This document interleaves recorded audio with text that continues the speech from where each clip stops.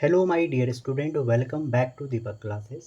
आपका स्वागत है आपके इस चैनल पे कॉम्बिनेशंस ऑफ रेजिस्टेंस, जिसमें काफ़ी स्टूडेंट को दिक्कत होती है।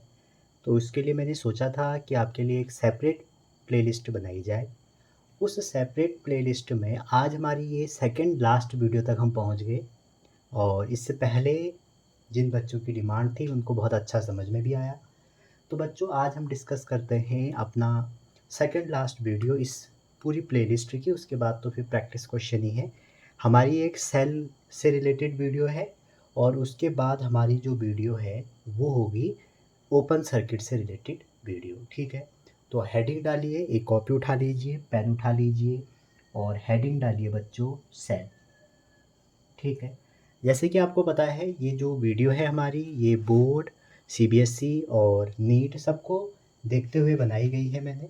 तो सेल आपने जनरली पढ़ा होगा, जो सेल का हमारा सिंबल है, ठीक है, वो कैसे होता है। ये हमारा सेल का सिंबल है, जिसमें जो करंट फ्लो होती है वो माइनस एंड से प्लस एंड की तरफ हमारी करंट फ्लो होती है। ठीक है जी।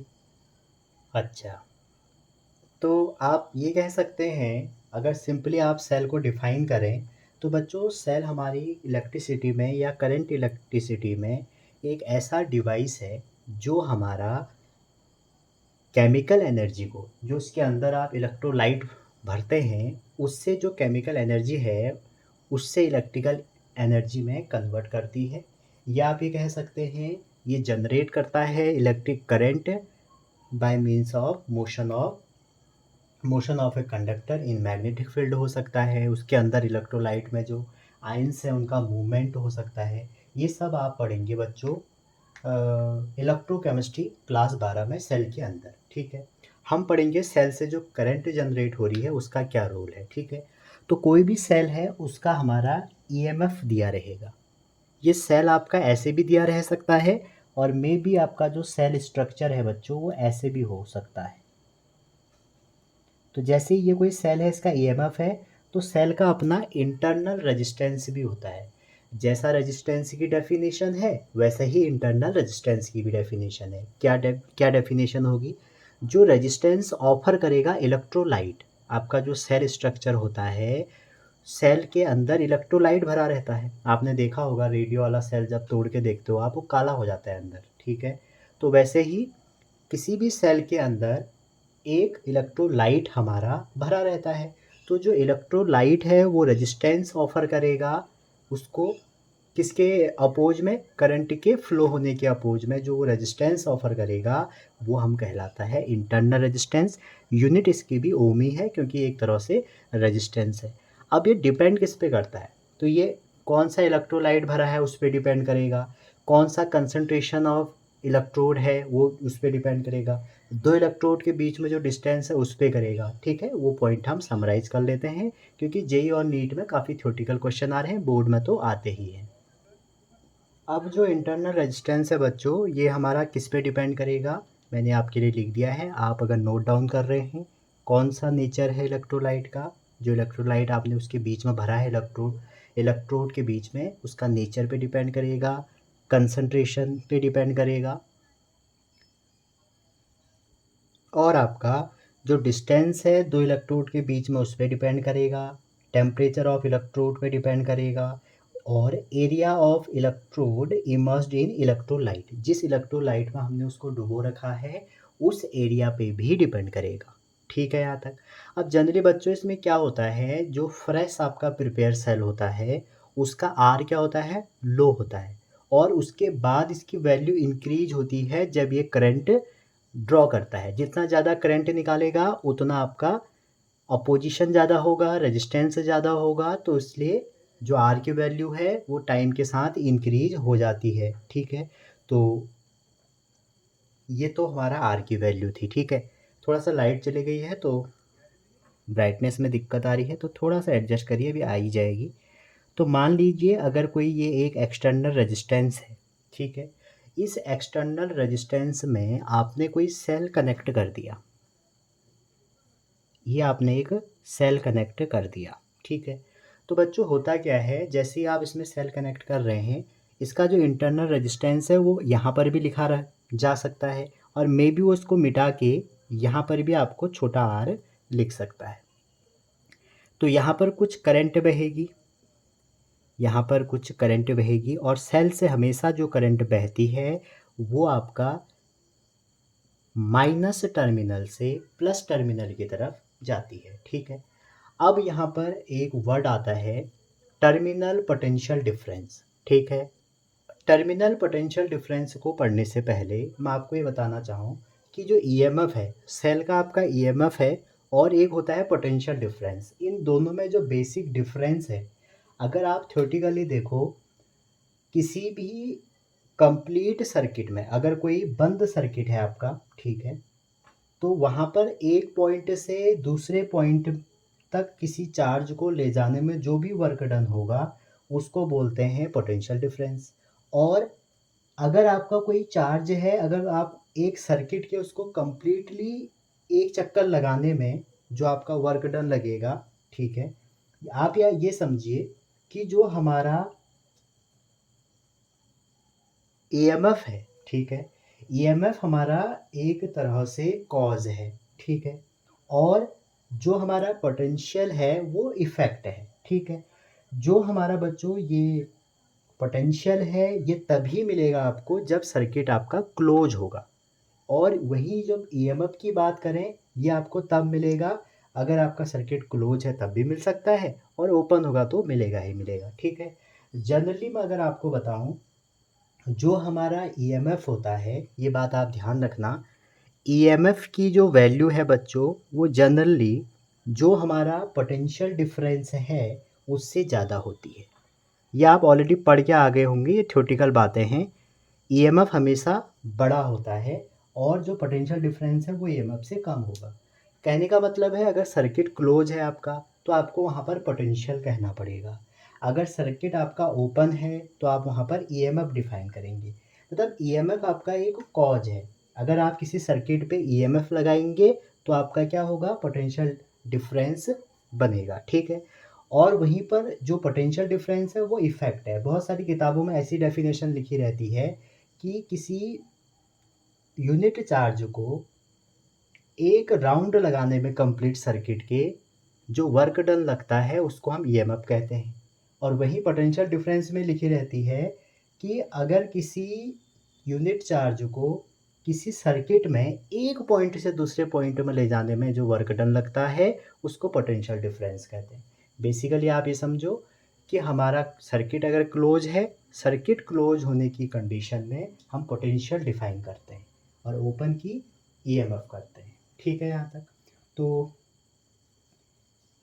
हर एक जो सर्किट है उसके जो एंड्स में, अगर जैसे ये हमारा रेजिस्टेंस है कंप्लीट है अभी, तो इसके एंड में जो पोटेंशियल लगेगा उसको हम बोलते हैं टर्मिनल पोटेंशियल या पोटेंशियल डिफरेंस। सॉरी बच्चों, थोड़ा लाइट का वो हो गया था, तो माफ़ी चाहता हूँ, इसलिए मैंने थोड़ा वीडियो रोक दी। उसके बाद अब दोबारा लाइट आई है और अभी टाइम भी देर हो गया है, 12 से ऊपर हो गया है। देखते हैं अगर लाइट ने साथ दिया तो हम इस वीडियो को कंप्लीट करेंगे ताकि आपके एग्ज़ाम में कोई डाउट ना रहे। तो बात आ रही थी बच्चों ईएमएफ और पोटेंशियल के बीच में, ठीक है। तो ईएमएफ आपके ओपन सर्किट में लगेगा, ठीक है। और ये भी कह सकते हैं आप जो ईएमएफ है अगर किसी सर्किट पे लगाए हैं वहाँ पर हमारा अगर सर्किट क्लोज नहीं है, आप ईएमएफ वहाँ पर डिफाइन करेंगे। अगर सर्किट आपका क्लोज है तो आप वहाँ पर ईएमएफ डिफाइन ना करके पोटेंशियल करेंगे। पोटेंशियल डिफाइन होगा क्लोज सर्किट में। आप ये भी कह सकते हैं जो ईएमएफ होगा बच्चों ये आपका कॉज है, ठीक है। जब भी आप किसी भी सर्किट में ईएमएफ लगाएंगे तो पोटेंशियल क्रिएट होगा, ठीक है। तो पोटेंशियल हमारा कॉज है, ठीक। और यहाँ पर अगर मैं आपको बता दूँ किसी सेल का जो ईएमएफ होगा वो हमेशा पोटेंशियल डिफरेंस से ज़्यादा होगा। क्लियर है यहाँ तक। अब मेरी बात आई थी कि टर्मिनल डिफरेंस, यहाँ पर एक वर्ड आया था टर्मिनल पोटेंशियल डिफरेंस। मैं शॉर्ट में बता रहा हूँ, आपने थ्योरी पढ़ी होगी, ठीक है, क्योंकि हम तो कॉम्बिनेशन कर रहे हैं उसमें चीज़ें कम आएंगी। तो टर्मिनल पोटेंशियल डिफरेंस बच्चों ये होता है कि जो किसी सेल के दो टर्मिनल के अक्रॉस कितना पोटेंशियल डिफरेंस है, इसी को हम टर्मिनल पोटेंशियल डिफरेंस कहते हैं। अब यहाँ पर आप देखिए, अगर ईएमएफ की डेफिनेशन से आप देखते हैं, जो ये ईएमएफ है आपका, ये किसके बराबर होगा? ईएमएफ होगा बच्चों, ये दो जगह लड़ाई करेगा। पहली जगह जो लड़ाई करेगा वो इसको पोटेंशियल देने में लगाएगा, तो मान लो V, और दूसरी जो लड़ाई करेगा वो हमारा इस पे करेगा, इस इंटरनल रेजिस्टेंस में। या आप ये कह सकते हैं पोटेंशियल क्या है? Work done by cell in carrying unit charge along the close circuit. ठीक, तो ये किसके अगेंस्ट होगा? वर्क डन अगेंस्ट R और work done against small r। ठीक, अब आपको पता है ये V प्लस V1 हो जाएगा, और ओम साहब क्या कहते हैं? V equal to I R. तो इसका मतलब ये है कि ये हमारा आई आर हो जाएगा और ये हमारा आई छोटा आर हो जाएगा, अगर सेल में हमारी करंट आई है। तो आई अगर आप कॉमन निकालेंगे, तो अगर आपको किसी भी सेल को किसी एक्सटर्नल रेजिस्टेंस से आप जोड़ेंगे तो उसकी करंट की वैल्यू ये आ गई। यहाँ तक क्लियर है?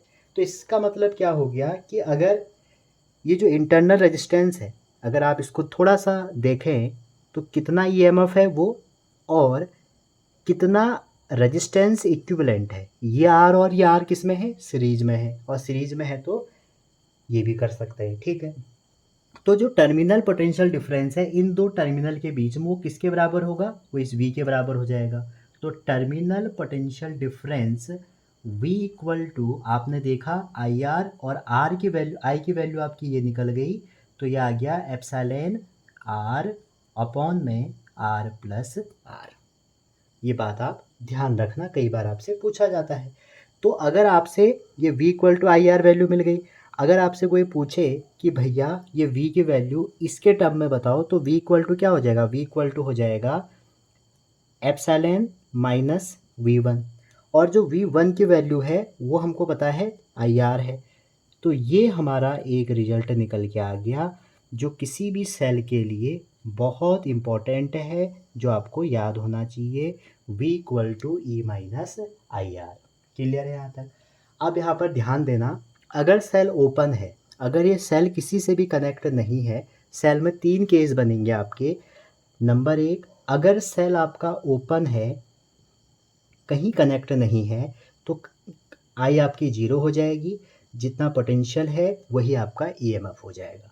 अगर दूसरी बात मैंने आपको ये बता दी कि सेल का जो जो हमारा रियल सेल है उसका जो हमारा ईएमएफ होगा, ठीक है, वो हमेशा पोटेंशियल डिफरेंस से ईएमएफ ज़्यादा होगा। क्योंकि इसका रीज़न ये है बच्चों, एक रियल सेल के पास हमेशा कुछ ना कुछ इंटरनल रेजिस्टेंस होगा, इंटरनल रेजिस्टेंस होगा तो कुछ ना कुछ करंट देगा, तो भाई ये इससे कम ही तो होगा। तीसरी बात, ये मैंने आपको बताया जब सेल चार्ज हो रहा था, अगर आपका सेल चार्ज होगा, ठीक है, चार्जिंग होगी, तो चार्जिंग के केस में ये हो जाएगा, ये मेरा डिस्चार्ज का था, सॉरी ना, ये मेरा जब सेल हमारा, देखो यहाँ पर सेल हमारा करंट निकाल रहा है ना, तो सेल हमारा डिस्चार्ज हो रहा है। डिस्चार्ज मतलब एक टाइम के बाद ये ख़त्म हो जाएगा, या आप कह सकते हैं जब सेल आपका करंट ड्रॉ कर रहा है, और यहाँ पे ड्रॉ ही तो कर रहा है, निकाल ही तो रहा है, तो कितना निकल के आया? V इक्वल टू ये ई लिख लो ईएमएफ को IR। क्लियर है यहाँ तक? जब सेल हमारा ड्रॉ करेगा, करंट देगा, तब माइनस होगा, और जब लेगा, जब करंट अपने में लेगा तो ये प्लस हो जाएगा। क्लियर है यहाँ तक? अच्छा जी, थोड़ा और आगे चलते हैं। मैं इसको ऐसा करवाना चाह रहा हूँ आपको कि आपका क्वेश्चन कहाँ से देगा एग्जामिनर, समझ रहे हैं? तो मैं पूरी तैयारी से इसको करवा रहा हूँ। आप नोट्स ज़रूर बनाएं, और नोट्स बनाएंगे आपको फ़ायदा मिलेगा। अब बात करते हैं बच्चों ग्राफ। कई बार इसके ग्राफ पूछे जाते हैं, ठीक है। तो ग्राफ में क्या है, अगर आपसे क्या क्या पूछा जा सकता है, जो सेल के ग्राफ हैं वो दो तीन तरह से ही आपसे पूछे जाते हैं, ठीक है। और जनरली हम अभी कंडीशन जो ले रहे हैं वो ले रहे हैं कि सेल ने हमारी करंट दी है, क्योंकि अभी तो हमें वही देखना है ना कि सेल हमें करंट दे रहा है, तो हम इसी रिलेशन से हम ग्राफ बना रहे हैं, ठीक है। अगर करंट करंट लेगा तो उस केस में आप क्या करोगे? प्लस करोगे। डिस्चार्जिंग, अभी हमारी क्या हो रही है? सेल सेल हमारा डिस्चार्ज हो रहा है या ड्रॉ हो रहा है, जब चार्ज होगा तो प्लस करके आप बना लेना, ठीक। जनरली इसी के पूछे जाएंगे जब सेल हमारा करंट ड्रॉ कर रहा है। पहला ग्राफ आपसे पूछा जा सकता है कि भाई ईएमएफ और आर का बनाओ। सबसे पहला जो ग्राफ आपसे पूछा जा सकता है कि ईएमएफ और आर का ग्राफ बनाओ। तो बच्चों जो ईएमएफ ऑफ ए सेल है वो किसके बराबर होगा, वो इक्वल टू होगा पोटेंशियल डिफरेंस या terminal potential difference of cell when no current is drawn. ठीक है, अगर कोई करंट होगी ही नहीं तो V तो E के बराबर होगा। इसका मतलब ये है ईएमएफ इंडिपेंडेंट ऑफ आर है। तो इसका मतलब ये हो गया, अगर आप ईएमएफ और आर का ग्राफ बनाएंगे तो इसका इंडिपेंडेंट मतलब कांस्टेंट आ जाएगा। ठीक है, लेकिन अगर यहाँ पे स्ट्रेट लाइन बन गया, अगर आपसे पूछा गया इसी कंडीशन में, ये वाली कंडीशन में, कि जो हमारा सेल है इसके V और R का ग्राफ बनाओ, V और R का ग्राफ बनाओ। ठीक है, ईएमएफ उसका तो पूछा, तो V और R का आपने देखा था V इक्वल टू हमने IR पढ़ा था। V हमारा पोटेंशियल है अक्रॉस एक्सटर्नल रेजिस्टेंस, ये हो गया E, R प्लस R और यहाँ पर भी बड़ा R। ठीक है, ये हम निकाल चुके थे। R से अगर आप इसको डिवाइड कर दोगे तो ये आ जाएगा 1 प्लस R/R। अब आप यहाँ पे देखिए, जब आपका R इंक्रीज हो रहा है तो आपका V भी इंक्रीज होगा। अगर आपका R 0 की तरफ जाएगा तो V 0 हो जाएगा। अगर R की वैल्यू R हो जाएगी तो आपका V की वैल्यू E/2 हो जाएगी। आप इसमें रख के देख सकते हैं। अगर R इन्फिनिटी चले जाएगा तो इसका मतलब है V आपका E हो जाएगा। तो इसका मतलब ये है, ये E है, हाँ, जिसको एप्सिलॉन कह रहे हैं हम, E बना दिया मैंने, आगे क्वेश्चन करने में हमें सुविधा होगी। तो E और यहाँ पर मैंने E लिख, ये हमारा ग्राफ किस किस का है, पहले तो ये देखो V और R का। तो देखो स्टार्टिंग में जब हमारा ये 0 था तो V 0 था, जब ये R था तो ये E/2 था। ठीक है, तो ये ग्राफ जनरली कैसे बढ़ेगा, ऐसे बढ़ेगा। ठीक है, आजकल जे में बहुत थ्योरेटिकल बातें पूछी जा रही हैं तो आपको ये तैयार करने पड़ेंगे या आपने करे होंगे। ठीक है जी, तो ये बात आप ध्यान रखना। और लास्ट में ये E के बराबर हो जाता है, यहाँ पर E/2 है। तीसरा ग्राफ आपसे पूछा जा सकता है जो सबसे ज़्यादा इम्पोर्टेंट है, वो आपसे पूछा जा सकता है कि V और I का बनाओ। तो V और I के केस में अगर आप इसको थोड़ा रीअरेंज करें तो V इक्वल टू हो जाएगा E। ठीक है, थोड़ा आगे पीछे लिख लो इसको, अगर मैं RI प्लस E, तो इसका मतलब ये हो गया Y equal to MX plus C। तो V और I का ग्राफ अगर आप बनाएं, जिसका स्लोप क्या बन रहा है, नेगेटिव बन रहा है, ये बन जाएगा, और स्लोप है हमारा -R। क्लियर है यहाँ तक? ये हमारे बच्चों सेल के सारे ग्राफ है। अब हम करेंगे ग्रुपिंग ऑफ सेल। अब जब आप बच्चों ग्रुपिंग ऑफ सेल करेंगे, अगेन वही बात आती है, ग्रुपिंग ऑफ सेल में कुछ होंगे हमारे सीरीज कॉम्बिनेशन, कुछ होंगे हमारे पैरेलल कॉम्बिनेशन।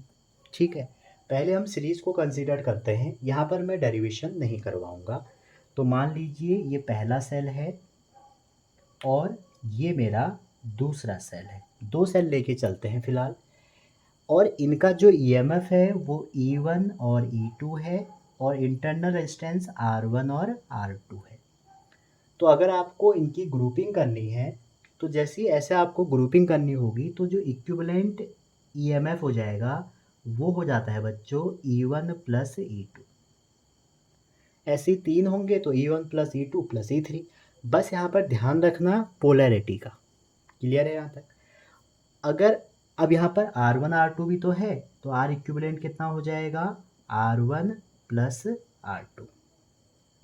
वहीं पर अगर आप इन सेल को, ठीक है, इन सेल को ऐसे अराउंड करें कि एक दूसरे के अपोजिट है, जैसे कि यही है, आप विद साइन रखोगे, ये जो टर्मिनल है ये बड़ा टर्मिनल है, ये पॉजिटिव को दिखाता है। तो अगर पॉजिटिव पॉजिटिव आपको दिख रहे हैं पहले पहले टर्मिनल, तो ये हो जाएगा।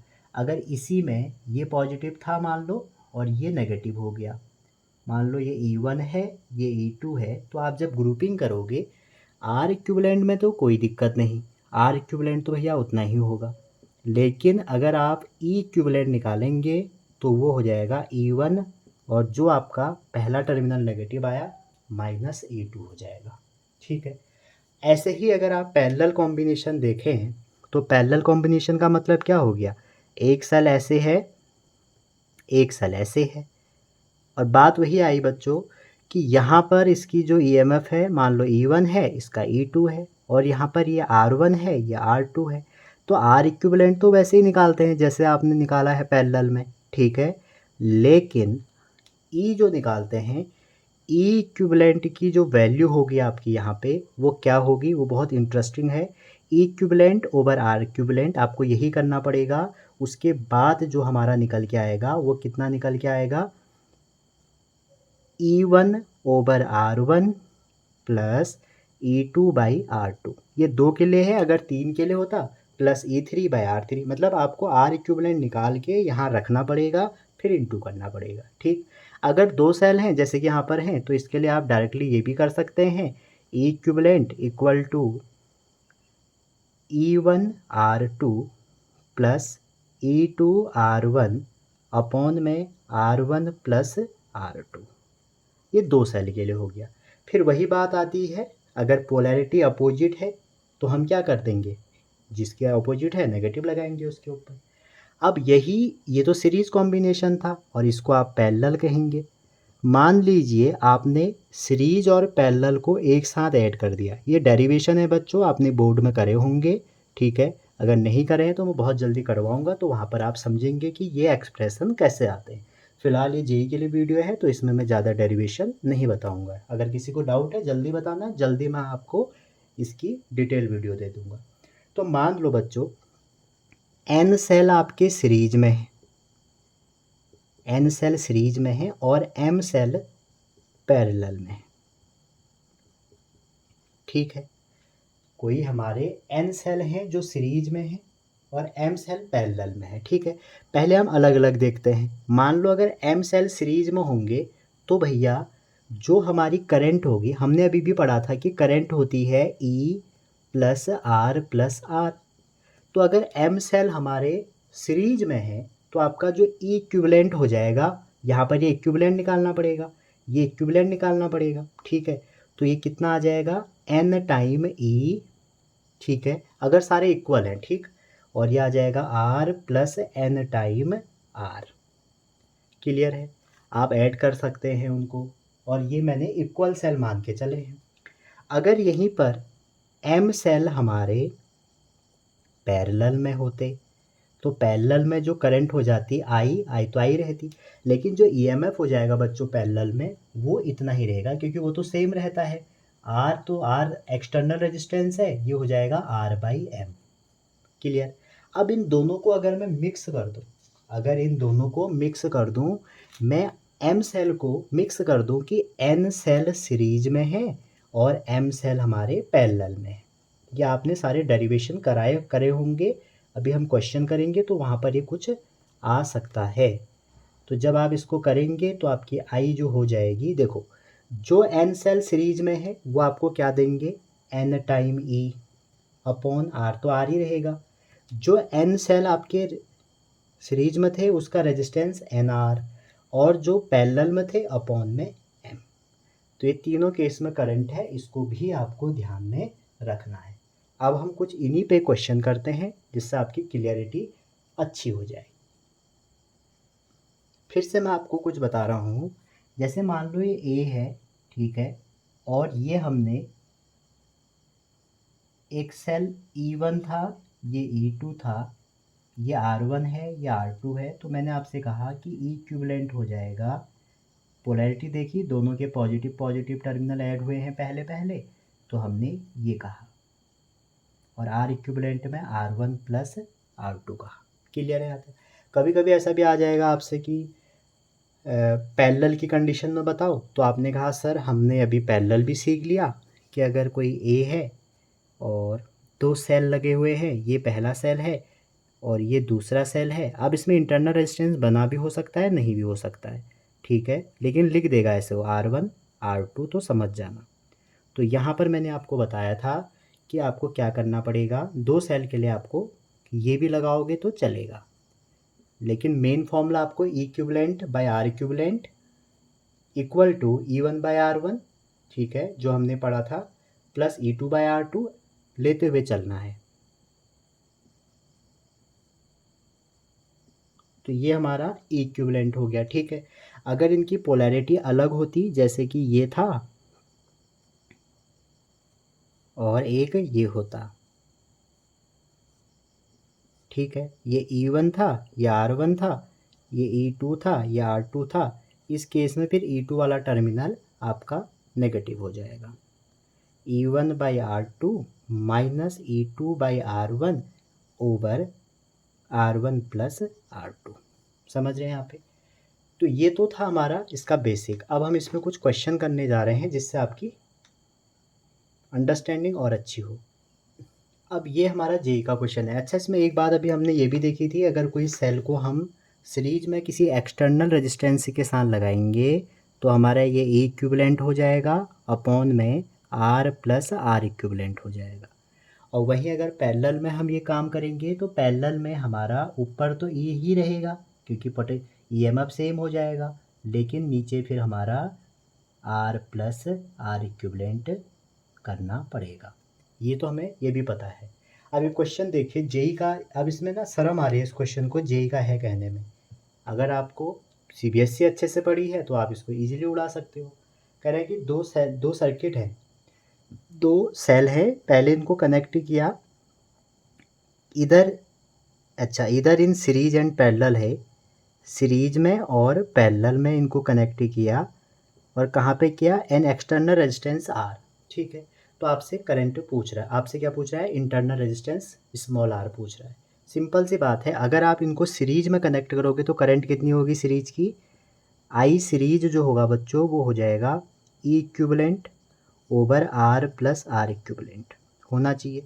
अब दो आइडेंटिकल सेल हैं तो उनका ईएमएफ तो दोनों का सेम होगा, तो 2E हो जाएगा। हमने पढ़ा था ई इक्विवेलेंट की वैल्यू अभी E1 प्लस E2।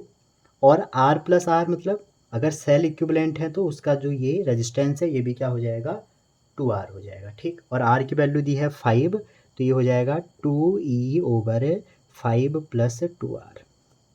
अगले केस में जब तुम पैरेलल निकालोगे बच्चों, तो पैरेलल के केस में अगर हम इसको करें तो ऊपर तो E ही रहेगा क्योंकि पैरेलल में क्या है? दो सेल कनेक्ट किए हैं, हमारा ये पूरी कहानी होगी। ठीक है, तो ई नेट कैसे निकलेगा? ई नेट निकलेगा, पहले ई नेट निकालना पड़ेगा, इसको इक्विवेलेंट ही कर लो चलो।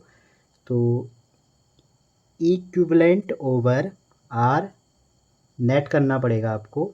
ठीक है, तो इक्विवेलेंट की वैल्यू हो जाएगी E इंटू आर, क्योंकि दोनों E और R ही हैं, अपॉन में R और R 2R। सॉल्व करो इसको तो आ जाएगा E। ठीक है, तो ये हो जाएगा E। वैसे भी ना पैरेलल में E ही रहने वाला है, तो इसलिए इक्विवेलेंट लिखो ना लिखो, निकालो ना निकालो, लेकिन एक बात चेक कर लेना। और पैरेलल के कंडीशन में अगर आप R इक्विवेलेंट निकालेंगे तो R/2, तो ये हो जाएगा 2E/R। अब क्वेश्चन कह रहे हैं कि दोनों इक्वल हैं, दोनों में जो हमारी जब हमने उनको कनेक्ट किया तो ये क्या कर रहे हैं? सेम करंट दे रहे हैं। ये क्वेश्चन मैंने आधा ही लिखा है इसमें क्वेश्चन ये है, two identical cell when connected इधर in series and parallel with an internal resistance 5 ohm current will same. Current same, तो सीरीज और पैरेलल की करंट अगर आप सेम करेंगे तो आपका क्या हो जाएगा? आंसर आ जाएगा।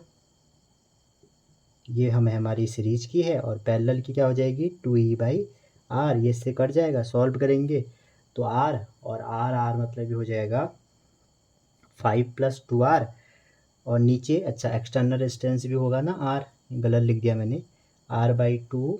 तो सॉल्व करिए इसको भैया, R/2 प्लस 5, एक इसे एक ही कट गया, बाकी इसको सॉल्व करेंगे तो आ जाएगा 10 plus R equal to 5 plus 2R। Solve करिए, R आ जाएगा 5 ओम। समझे? तो ये था हमारा इसको कैलकुलेट करने का तरीका। आपको दोनों निकालना था और इक्वेट कर देना था। ठीक है, और एक नहीं बहुत क्वेश्चन आए हैं यहाँ से। चलो एक और देखते हैं। मैं आपको बच्चों रेफरेंस क्वेश्चन ही करा रहा हूँ। देखो अब ये क्वेश्चन आया है और इस क्वेश्चन में क्या है आप बताओ। दो सेल हैं जो पैरेलल में कनेक्ट हैं। अब देखो ऐसा ही लिखा मिलेगा, ये रेजिस्टेंस है आपका 3 ओम और ये दूसरा रेजिस्टेंस है 6 ओम। तो आपसे पूछा जा रहा है कि इसमें बताइए कि करंट कितनी होगी। तो सिंपल सी बात है। अब यहाँ पर आप ध्यान देना, ये मैंने ये थोड़ा सा गलत कर दिया, इसकी पोलैरिटी ऐसे है। ठीक है। अपोजिट पोलैरिटी है, मैं आपको ऑलरेडी बता चुका हूँ, अपोजिट के केस में नेगेटिव आ जाएगा और नेगेटिव आ जाएगा। पहले आप आर इक्विवेलेंट निकाल लो। आर इक्विवेलेंट तो भैया 2 सेल हैं तो 6 × 3/6 + 3 तो ये हो गया 18, तो आ जाएगा 2। इन दोनों का आर इक्विवेलेंट निकाल दिया। अब बात आती है ई इक्विवेलेंट। तो ई इक्विवेलेंट जब आप निकालोगे तो कितना आ जाएगा, क्योंकि दोनों का अलग अलग है ना। अगर एक ही होए, मान लो इसका भी 12 होता है इसका भी 12 होता, तो आंसर तो फिर 12 ही आता है ना। लेकिन अब दोनों के अलग अलग हैं तो फिर इस तरीके से निकालना पड़ेगा। तो मान लो ये E1 सेल है, ये E2 है, तो E2 की पोलैरिटी उल्टी है तो हमें माइनस करना पड़ेगा।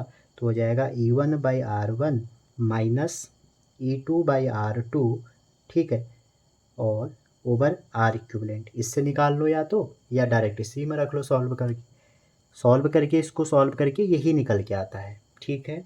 तो इसको रखेंगे तो आ जाएगा सॉल्व करके 12 × ये 3 अपॉन में अगर इनको जोड़ोगे तो ये 6 वोल्ट। अब आपको निकालनी है करंट।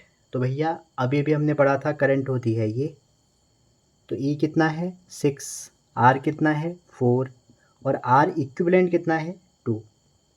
तो आंसर कितना आ गया 1 एम्पियर। तो आपको डरना नहीं है, क्वेश्चन बहुत आसान है, ठीक है। तो ये हमारे सेल से रिलेटेड क्वेश्चन थे। बहुत सारे क्वेश्चन आपको मिलेंगे, मैंने 1-2 क्वेश्चन आपको रेफरेंस के फॉर्म में करवा दिए, ठीक है जी। अगला क्वेश्चन देखिए बच्चों, ये कई बार पूछा जाता है। आपको एक कॉम्बिनेशन दिया है, मान लो ये सेल है पहला और दूसरा, जिसका R1 R2 इंटरनल रेजिस्टेंस है। आपसे कह रहे हैं कि अगर इस R के अक्रॉस पोटेंशियल डिफरेंस क्या है 0 है तो आप R निकालो। सिंपल सी बात है, पहले तो आप करंट निकाल के बताओ कि कितनी होगी। तो भैया अगर E1, हाँ यहाँ पर एक क्वेश्चन ये ध्यान रखना, E1 और E2 बराबर हैं, इनकी वैल्यू E है, EMF, ठीक है। तो जो हमारा I होगा वो हो जाएगा E equivalent over R plus R equivalent होना चाहिए। तो हमारा जो यहाँ पर E इक्विवेलेंट है वो तो हो जाएंगे भैया 2E। अब बात रही R की, R तो हमें पता ही नहीं है, अपॉन में R plus R1 plus R2। तो हमारा पोटेंशियल डिफरेंस इस सेल के अक्रॉस, आप सेल के अक्रॉस पोटेंशियल डिफरेंस कैसे निकालोगे, जब सेल को एक करंट निकाल रहा है। अभी हमने स्टार्टिंग में ही देखा था कि ये रिलेशन होता है टर्मिनल पोटेंशियल डिफरेंस का। तो अगर हमारा सेल पहले सेल के अक्रॉस पोटेंशियल डिफरेंस 0 है, ये पहला हो गया, तो इसका रेजिस्टेंस हमने R1 लगा दिया। तो यहाँ से वैल्यू क्या निकल के आएगी, E = I/R1 निकल के आनी चाहिए।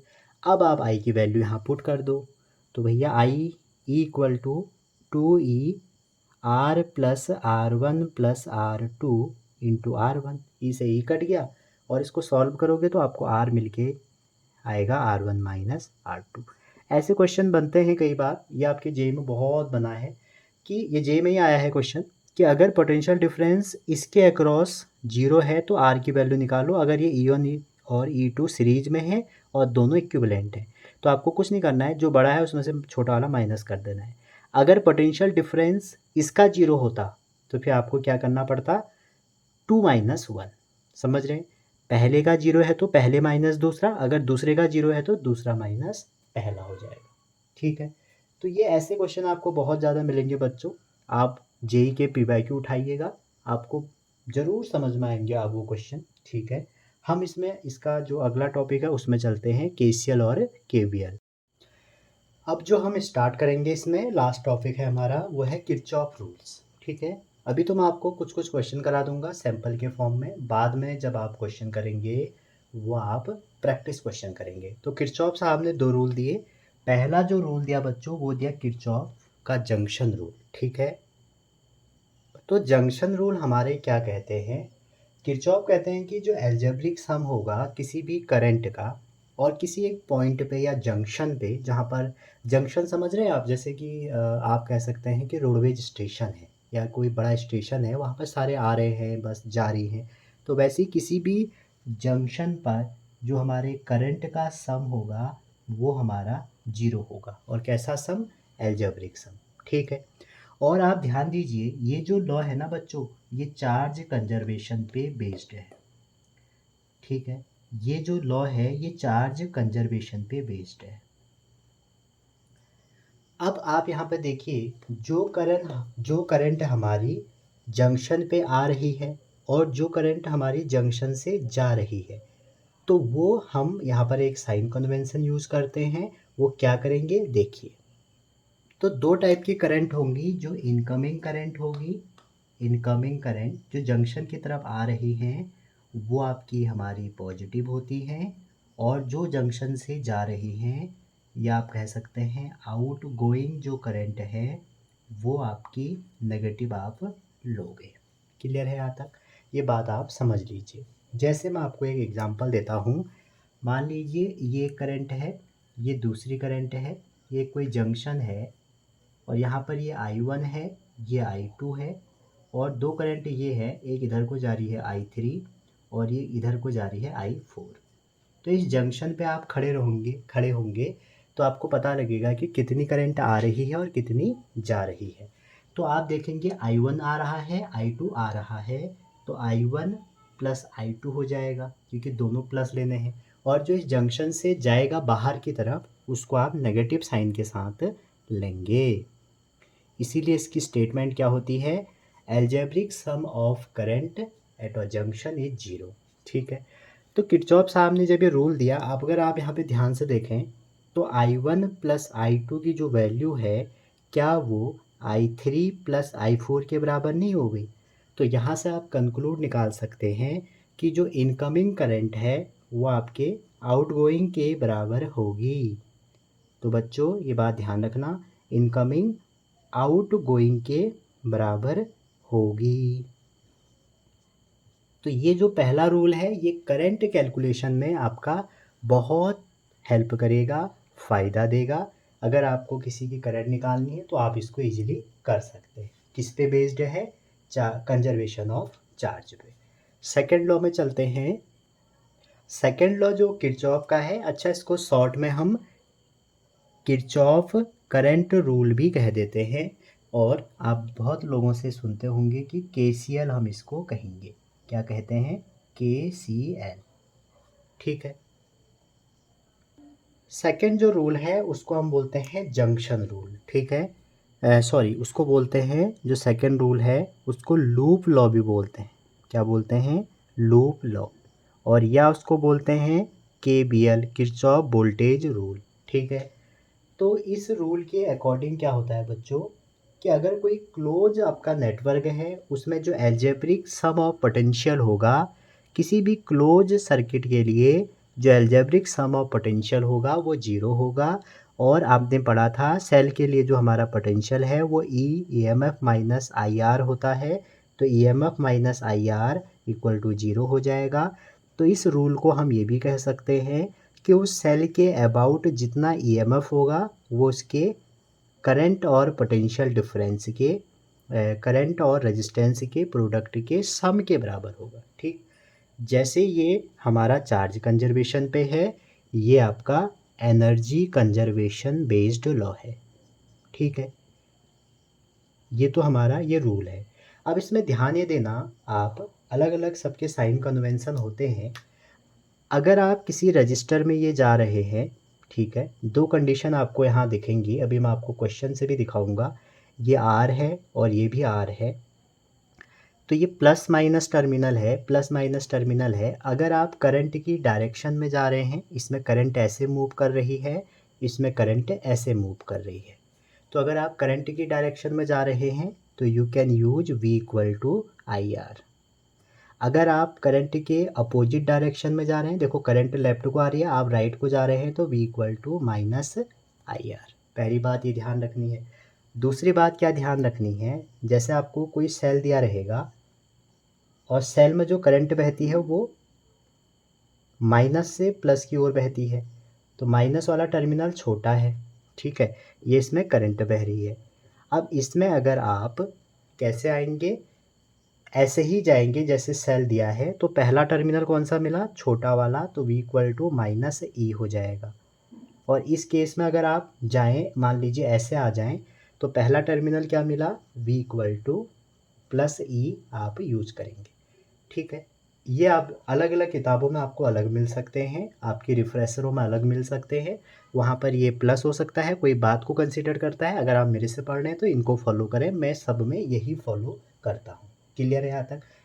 अब मैं ये दो तो रूल थे, अब इसका मैं एक क्वेश्चन करवा देता हूँ एक दो, ताकि आप थोड़ा अच्छे से समझ जाएं। ये आपको एक सर्किट दिया है बच्चों, और इस सर्किट में आपसे ये कहा गया है कि आप क्या निकालो, potential difference across each cell. ये दो सेल दिए हैं, इन दोनों सेल के अक्रॉस पोटेंशियल डिफरेंस निकालो। अब पहला तरीका ये है, यहाँ पर आप कॉम्बिनेशन ऑफ सेल यूज कर सकते हैं, और दूसरा तरीका ये है, आप यहाँ पर क्या यूज करेंगे, KCL और KVL। अगर मैं इसको नंबरिंग कर दूँ ABCDE और F, तो आप देखिए यहाँ पर ध्यान से देखिए, जब भी आपको ऐसे क्वेश्चन मिलेंगे और किरचॉफ रूल लगाना है, तो आपको सबसे पहले करंट का डिस्ट्रीब्यूशन करना है। तो हमारी जब भी सेल दिया रहेगा, तो सेल में जो करंट निकलती है वो माइनस से प्लस की ओर निकलती है। तो ये करंट निकल गई, मान लो ये I1 है पहले सेल से, और यहाँ से निकल गई ये I2 है। तो यहाँ ये जाएगी तो ये I2 हो जाएगी, यहाँ ये आएगी तो ये I1 हो जाएगी। ये दोनों कहाँ जाएंगे, यहाँ जाएंगे। और आपको पता होगा इनकमिंग करंट, इस जंक्शन पे जो इनकमिंग करंट है वो आउटगोइंग के बराबर होगी। तो यहाँ पर जो करंट होगी वो I1 प्लस I2 होगी। ठीक है, अगेन फिर यहाँ से इसका डिस्ट्रीब्यूशन होगा, I1 इधर चले जाएगी, I2 इधर चले जाएगी। अब मैं इसको KCL और KVL से करना चाह रहा हूँ, तो KCL तो लग गया। अब हम पहले लूप में अगर लगाएं, और पहला लूप में कौन सा ले लूँ, मान लीजिए मैं ले लेता हूँ ADCBA। ठीक है, ADCBA मतलब ADCBA, पहला लूप ये ले लेता हूँ। दूसरा मैं ले लेता हूँ, इसी में मैं आपको बता दूँ, ए नीचे को चले जाऊँ अगर, ADEFA। आप कोई भी लूप ले सकते हैं, आंसर सेम आएगा। ठीक है, और कैलकुलेशन कम ज़्यादा हो सकती है लूप लेने पे। ठीक है, अब आप यहाँ पे देखिए, करंट की डायरेक्शन हमने बना ली। अब हम अगर करंट की डायरेक्शन में रेजिस्टेंस में जाएँ, दोबारा रिपीट कर रहा हूँ, अगर कोई ये रजिस्टर है, इसमें करंट ऐसे बह रही है और आप भी ऐसे जा रहे हैं, तो आप V = +IR लिखेंगे। अगर आप ऐसे आएंगे तो V = -IR लिखेंगे। वही सेल में जाएं, अगर सेल ये है आपका और इसमें करंट, तो फिर ऐसे बहेगी। ठीक है, अगर आप इसमें ऐसे जाएं तो V = -E लिखेंगे जो भी है, और यहाँ पर अगर आप ऐसे आ जाएं तो +E लिखेंगे अगर इसका EMF E है। तो यहाँ से शुरू करते हैं। तो ये हम करंट की डायरेक्शन में जा रहे हैं, तो 4 × I1 + I2 हो जाएगा। यहाँ पहुँच गए, यहाँ से हम यहाँ पहुँच गए, यहाँ से हम फिर यहाँ गए तो हमको छोटा टर्मिनल मिल गया। तो छोटा मिल गया तो हम इसको क्या लिखेंगे, -12। यहाँ पर आ गए, यहाँ पे आ गए, हमें कुछ नहीं मिला, और इक्वल टू इसका सम 0, क्योंकि सेकंड लॉ क्या कहता है, टोटल जो पोटेंशियल है 0, क्योंकि ये पोटेंशियल ही तो है। V = IR या EMF, या आप कह सकते हैं समीशन E - IR = 0। ठीक है, तो हमने ये लगा दिया। आपको क्या करना है, सब पोटेंशियल डिफरेंस लेना है। जहाँ पर EMF दिया है वहाँ पे तो वो लिख लो, जहाँ पर नहीं दिया है तो रेजिस्टेंस और करंट का इंटू कर लेना है। तो इसको सॉल्व करेंगे तो क्या आ जाएगा, 4I1 + I2, और 12 को उधर भेज दिया, तो I1 + I2 आपका आ जाएगा 3। 4 से कॉमन निकाल दिया तो 3 आ गया। सेकंड में चलते हैं, देखो A से लेके D तक तो हम करंट की डायरेक्शन में ही चल रहे हैं, तो आ जाएगा 4 × I1 + I2। यहाँ पहुँच गए कोई दिक्कत नहीं, यहाँ पहुँच गए कोई दिक्कत नहीं। अब आप यहाँ ध्यान दीजिए, करंट की डायरेक्शन ये है, हम करंट की डायरेक्शन में ही चल रहे हैं, और ये रेजिस्टेंस 1 ओम है, तो हमने प्लस करा। 1 ओम है तो हमने 1 लिखा, और करंट कितनी है उसमें, I2, तो 1 × I2 हो गया। और हमें इसका कौन सा टर्मिनल मिला, माइनस वाला, पहले तो माइनस लिया तो इक्वल टू 0 कर दिया। सॉल्व कर दीजिए भैया इसको, तो ये हो जाएगा 4I1 + 4I2 + I2 = 6। तो 4I1 + 5I2 = 6। याद करो उस क्लास को जब आपको टीचर सिखा रहा होगा एलिमिनेशन मेथड। तो एलिमिनेशन मेथड से आप इन दोनों को सॉल्व कर दीजिए। फ़िलहाल मैं इनको सॉल्व करके रखा हुआ है, तो ये आपका आंसर आ जाएगा। आप एलिमिनेशन मेथड से सॉल्व कर लीजिए, सब्स्टिट्यूशन से कर लीजिए। तो ऐसे हम किरचॉफ रूल लगाते हैं। ठीक है, मैं KCL KVL पे ही एक बहुत बढ़िया प्रैक्टिस सेशन इसके बाद लाऊंगा इसी में, लेकिन अभी फ़िलहाल आप समझो। एक और लेते हैं फ़िलहाल एग्जाम्पल। ये हमारे पास एक क्वेश्चन है, ठीक है। आपसे कह रहे हैं कि पोटेंशियल डिफरेंस निकालो ए और डी के बीच में। ये आपका भैया ए है, ये आपका डी है। और कब? जब करंट जो बी ब्रांच है इसमें कोई करंट नहीं है। तो अब आप देखिए, अगर बी ब्रांच में आपका कोई करंट नहीं है तो आप क्या करिए, किरचॉफ रूल लगाते हैं हम इसमें। कहाँ कहाँ लगाएं बच्चों? देखो, हम लगाते हैं Kirchhoff rule A F E B A. मतलब कहाँ? ए से हमें जाना है एफ, ई के बाद बी और ए। क्लियर है यहाँ तक? इसको करने से पहले हम करंट का डिस्ट्रीब्यूशन करेंगे। तो देखिए सेल, देखिए सेल जहाँ पर है वहीं से करंट निकलेगी। मान लीजिए यहाँ से कोई करंट निकली जो I1 है, पहले सेल से कोई करंट निकली, उसकी वैल्यू क्या है? I1 है, ठीक है। और अब इसमें तो कोई करंट है नहीं, ऐसा हमें क्वेश्चन में दिया है, तो ये I1 पूरी की पूरी इधर चली जाएगी। क्लियर है? और ऐसे ही ये I1 यहाँ आएगी, यहाँ आएगी, फिर आपका यहाँ अपना जो I1 चल रही है वो चलेगी। तो जब AF EBA में लगाओगे आप, तो आप देख सकते हैं ये 2 ओम है। हम ए से शुरू कर रहे हैं, तो रेजिस्टेंस जो हमारा करंट की डायरेक्शन है उसी डायरेक्शन में हम जा रहे हैं लूप को लेके।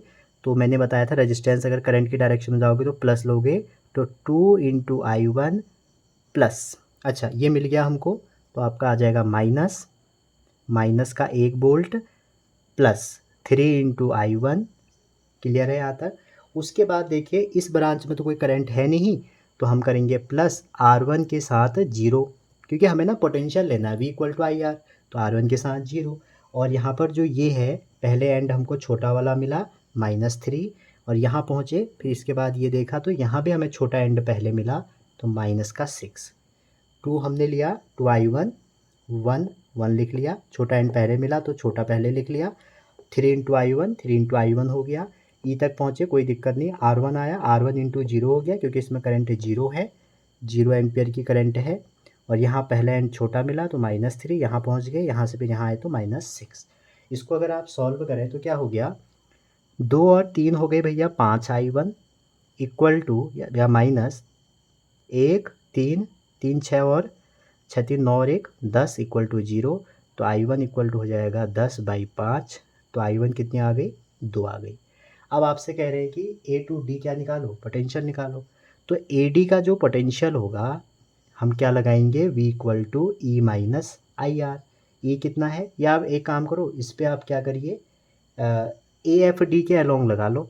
AFD पर लगाते हैं अगर, तो क्या हो जाएगा?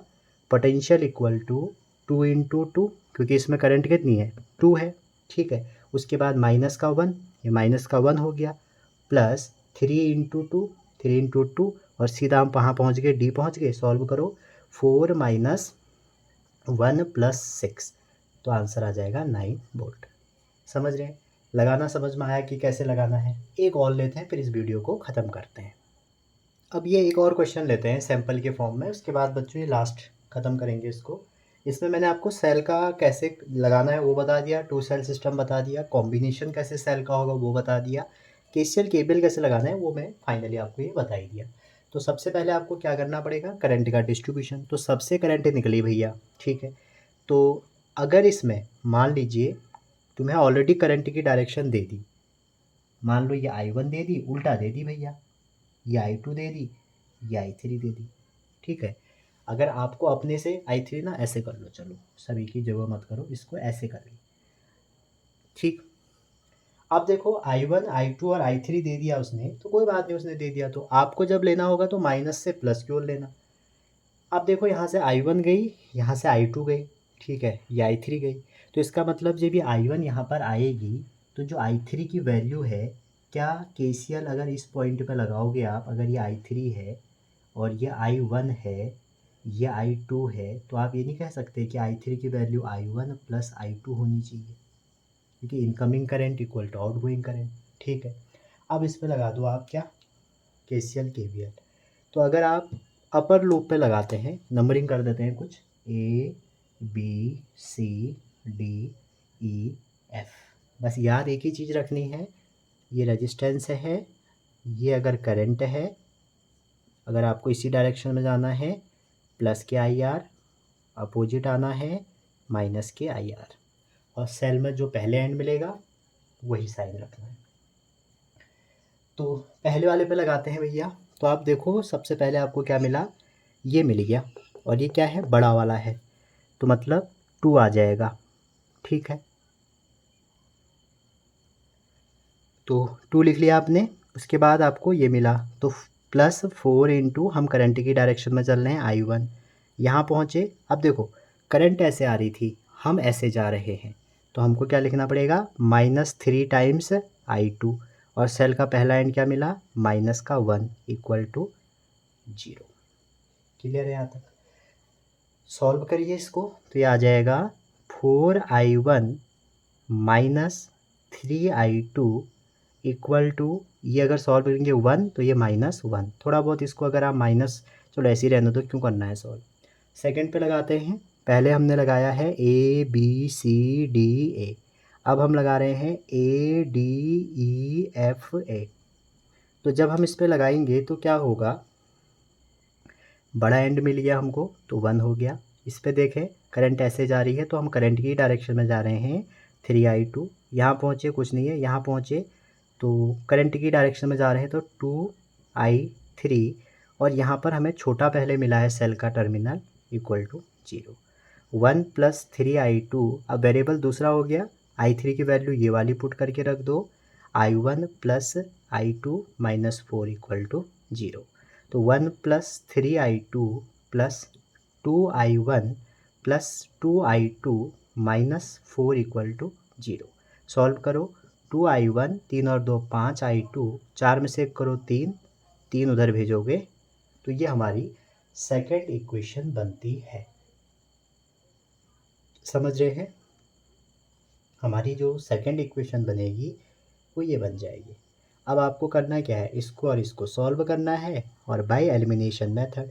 तो मेनली बात मुझे आपको केसीएल और केवीएल कैसे लगता है ये बताना था, ठीक है।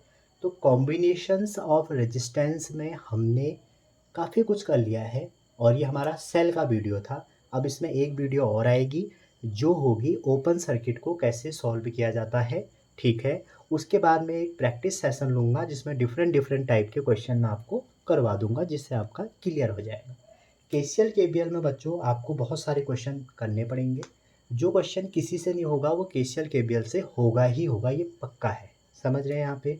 तो मिलते हैं अगली वीडियो में, तब तक अपना ध्यान रखिए, पढ़ते रहिए। चैनल पर पहली बार नए लैंड हुए हो तो इसी प्लेनेट में आप हमें सब्सक्राइब और लाइक कर सकते हैं, सपोर्ट कर सकते हैं, और हमारे चैनल को और अपने को साथ साथ ग्रो करने में आप मदद करें। तो मिलते हैं अगली वीडियो में, तब तक अपना ध्यान रखिए, पढ़ते रहिए। Wishing all the best.